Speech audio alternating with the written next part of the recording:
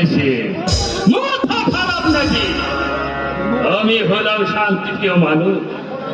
এখন আমি যদি উপর মহলে এইসব কথা বলি তাহলে আমার বাড়িতে আমাকে পড়তে হবে। আমরা আছি কি করতে? আমরা আপনাকে ঠিক টেনে তুলবো।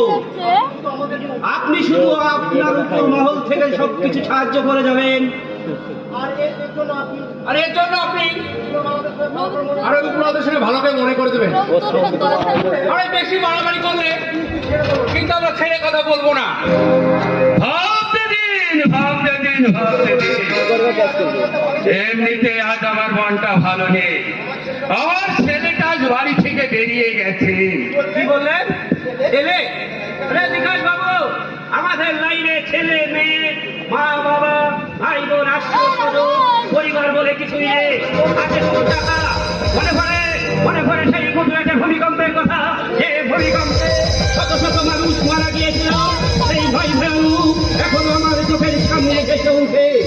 মাকে ছাড়া গোটা পরিবারকে আমি হারিয়েছিলাম। তাই তো এই বিষাদের সুর বুকে নিয়ে মায়ের হাত ধরে আমি চলে এসেছিলাম এই কলকাতার শহরে। পেটের জ্বালা মিটাতে মা লোকের বাড়িতে বাড়িতে কাজ নিল। একদিন রাতের অন্ধকারে মায়ের হাত ধরে বাড়ি ফিরছিল এই ছোট্ট পাপ্পু।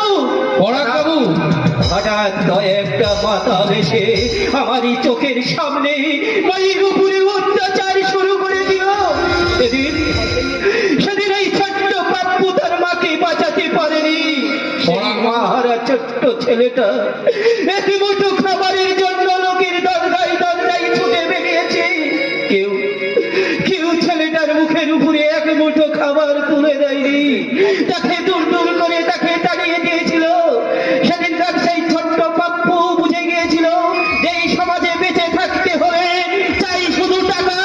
তাই তো সেদিনকার সেই ছোট্ট পাপ্পু আজকের এই সমাজে ফলাফল হয়ে এই দেশটাকে ধ্বংস করবার নেশায় শুধু মেতে উঠেছে টাকার জন্য। আর আপনি আপনার বাড়ির থেকে ছেলে চলে গিয়েছে বলে দুঃখ করছেন। বাবু আর আমি গোটা পরিবারকে হারিয়েছি। এমনকি আমি যাকে জীবনের চেয়েও বেশি ভালোবাসতাম তাকেও আমি হারিয়ে ফেলেছি। কিন্তু তাই বলে এই পরাগ সেন কিন্তু এখনো দুর্বল হয়ে যায়নি। সোনার দিন এখনো হয়নি কি? আপনার কথা শুনে আমার মনে জোয়ার চলে এলো। সত্যি তো এই টাকা থাকলে সবকিছু পাওয়া যায়। এমনকি